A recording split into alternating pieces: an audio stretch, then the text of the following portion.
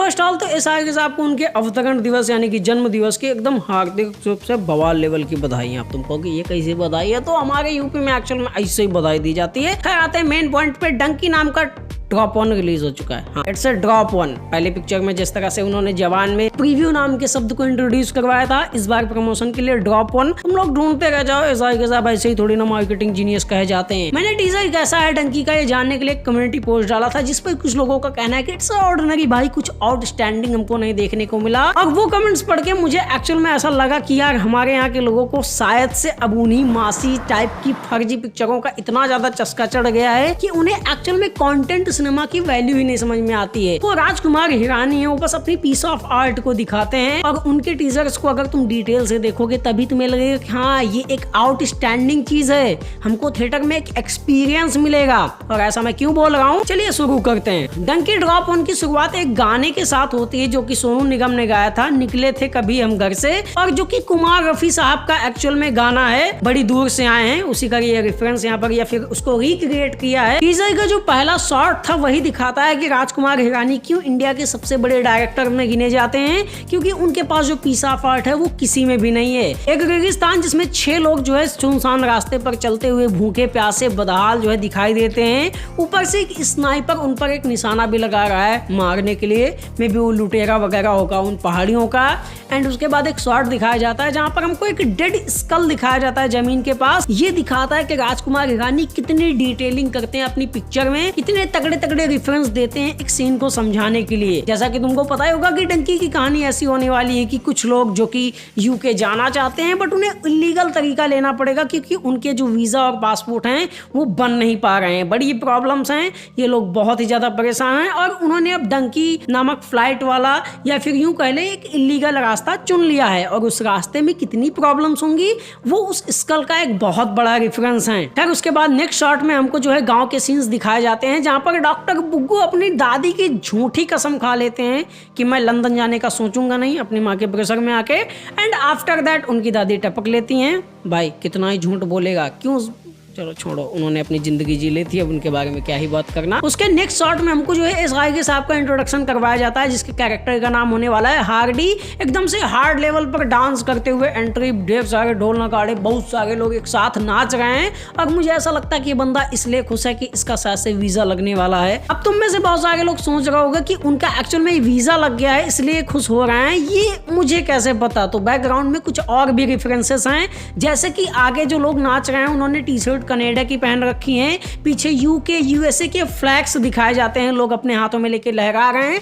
मतलब ये सारे वही लोग हैं जो एक्चुअल में यूएस यूके या फिर फॉरेन कंट्रीज में जाना चाहते हैं, स्टूडेंट्स वगैरह शिफ्ट होना चाहते हैं। ये पिक्चर वीजा, पासपोर्ट और फॉरेन कंट्रीज में हमारे यहाँ के लोगों को जाने वाली प्रॉब्लम्स को कितने बड़े लेवल से दिखाएगी, उसके इस टीजर में भर भर के रेफरेंस थे। उसी डांस करते वाले सीन में एक साइड में जो है हमको एक शॉप भी दिखाई जाती है जो कि पासपोर्ट वगैरह बनवाते हैं, स्टूडेंट वीजा वगैरह लगा के यूके, यूएसए, कनाडा एंड और भी बहुत सारे देशों में भेजने का काम करते हैं। उसके बाद नेक्स्ट शॉट में हमको तापसी पन्नू का इंट्रोडक्शन करवाया जाता है जिनके कैरेक्टर का नाम मनु होने वाला है। एक स्कूटर में बग्गू और ये बल्ली, क्या ही नाम रखे हैं यार इन लोगों ने, इनके साथ जो है हमको स्कूटर में दिखाई देती हैं और ये लोग भी उसी वीजा पासपोर्ट के चक्कर में फंसे पड़े हैं। इसका भी रेफरेंस समझ में आता है कि बैकग्राउंड में एक लड़का जो एक बैनर लेके खड़ा होता है, पोस्टर, जिसमें वो फॉरेन कंट्रीज जाने के टिप्स वगैरह दे रहा होता है। उसके बाद नेक्स्ट शॉट में हमको एसआई के फिर से दिखाई देते हैं उसी स्कूटर में। अब इस बार तापसी पन्नू पीछे बैठी हैं, एक दो बंदे और बल्ली जो है साइकिल में ऐसा सवार होके, ऐसा जैसे हम लोग गांव में करते नहीं है लौंडे लोग कि हाँ बाइक से बंदा चल रहा है तो ऐसा हाथ पकड़ लिया, अपन भी उसी के साथ चलते रहेंगे, पैडल नहीं मारना पड़ेगा, वैसे ही कुछ चीजें करते हुए बल्ली भी हमको दिखाई देते हैं। एंड वो एकदम शादी वाली वेशभूषा में है, कैथरीन नाम की लड़की से वो शादी करना चाहते हैं, गले में जो है नोटों का माला भी पहन रखा है। और कैथरीन नाम से लगता नहीं है कि ये लड़की जो है अपने इंडिया में अवेलेबल होगी। मे बी ये इसीलिए एक सपना लेके रखते हो भाई साहब की हमें कैथरीन से शादी करनी है जो कि यूके के रहने वाली लड़की होगी। ये एक बस ऐसे ही बना लिया थ्योरी। उसके बाद बोमन ईरानी का जो है इंट्रोडक्शन होता है और वो बंदा एक्चुअल में टिप्स देता है, क्लासेस चलाता है कि किस तरह से लीगल इलीगल तरीके से वहाँ पर पहुँचा जा सकता है, और उससे भी बड़ी बात वहाँ के तौर तरीके रहन सहन सिखाता है। जैसे कि वो सिखा रहा है लेबोरेटरी के बारे में, जो कि एक टॉयलेट होता है, यूके में चलता है, आजकल तो इंडिया में भी चलने लगा है, मतलब जिनको हम लोग इंग्लिश टॉयलेट कहते हैं, उनके एक बोर्ड पे रेफरेंस देता है, लिखा पड़ा है, तो शायद उसके बारे में कुछ बता रहा है। और उसका ऐसा मानना है कि भाई यूके और यूएसए वगैरह जाना, कनाडा जाना तो एक पीस ऑफ केक है अपने लिए। कोई शायद से वो संस्था भी चलाता है जिसका नाम मैंने उच्चारण करने की कोशिश की, टू बी ऑनेस्ट आया ही नहीं समझ में। And after that final shot में हमको एसआईके साहब को डायलॉग सुनाई देता है कि ये 4 मेरे जिगरी हैं जो कि लंदन जाना चाहते हैं, एंड अगर आपने इनको भेज दिया तो मतलब एक बंदे भी है, उससे मैं शादी करूंगा, फिर अपने बच्चे का नाम आपके नाम पे रखूंगा।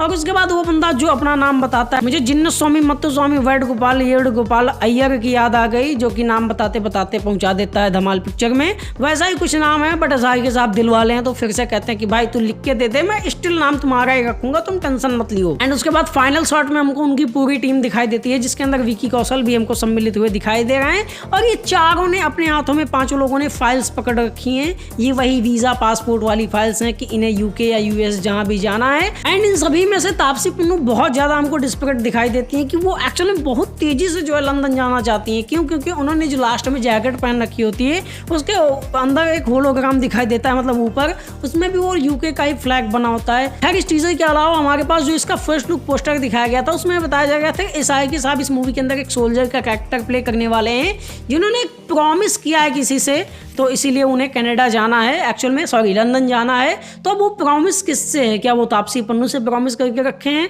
ऐसा तो अभी के लिए लगता नहीं है। हालांकि मैंने एक चीज़ और नोटिस करी है कि जब वो पहला हमको शॉट दिखाई देता है तो उसमें तापसी पन्नू और उनके 2 दोस्त एसआईके साहब होते हैं, बट उसमें विकी कौशल उस फ्रेम में गायब रहते हैं। क्या उस बंदे के साथ कुछ ऐसा हुआ जिसके कारण उसने प्रॉमिस किया कि मैं इन चारों को जो है पहुंचा के ही रहूंगा लंदन? ये मेरी बस एक बोल्ड प्रेडिक्शन है, जो कि मे भी साबित भी हो जाए, क्योंकि वो सोल्जर किससे ऐसा वादा करके बैठा है कि इसके लिए उसने इतनी सारी मुश्किलें उठा ली हैं, चोटें खा ली हैं। एट द एंड जब हमको दिखाई देता है कि वो ऐसा जैकेट पहन के इधर उधर हवा में, तो मुझे लगता है कि वो पहुंच ही गया है ऑलमोस्ट वहां पर। और वहां भी पहुंचने के बाद प्रॉब्लम्स कम नहीं होंगी। चेस सीक्वेंस भी दिखाया जाता है, ये लोग भागेंगे, वहां परेशान होंगे। तो मूवी जिस भी टॉपिक के बारे में है बहुत ज्यादा सीरियस होने वाली है। डार्क कॉमेडी तो इस पिक्चर के अंदर होगी ही, जैसा कि हमेशा राजकुमार हिरानी की पिक्चरों में होती है। वो दादी वाला ये रेफरेंस ले लो, बाकी पिक्चर में बहुत सारी ऐसी चीजें होंगी जो तुमने एक्सपेक्ट भी नहीं करी होंगी। खैर तुम्हें अब ये टीजर कैसा लगने लगा है, ये तुम कमेंट सेक्शन में बता सकते हो। बाकी जिनको ऑर्डिनरी नहीं लग रहा है तो भाई फिर वेट कर लो सलाह के टीजर का। और क्या वही मासी पिक्चर है, एक हीरो मुक्का मारेगा और 100 लोग उड़ जाएंगे, बस तुम लोग खुश हो जाना। बाकी तुम्हें ये ब्रेकडाउन वीडियो कैसा लगे तुम कमेंट सेक्शन में बताओ। बाकी मिलेंगे किसी अगले वीडियो में। हैप्पी बर्थडे एसआईके, मुझे भी एक गिफ्ट दे दो सब्सक्राइब करके। बाकी मिलेंगे किसी अगले। ओके बाय, जय हिंद।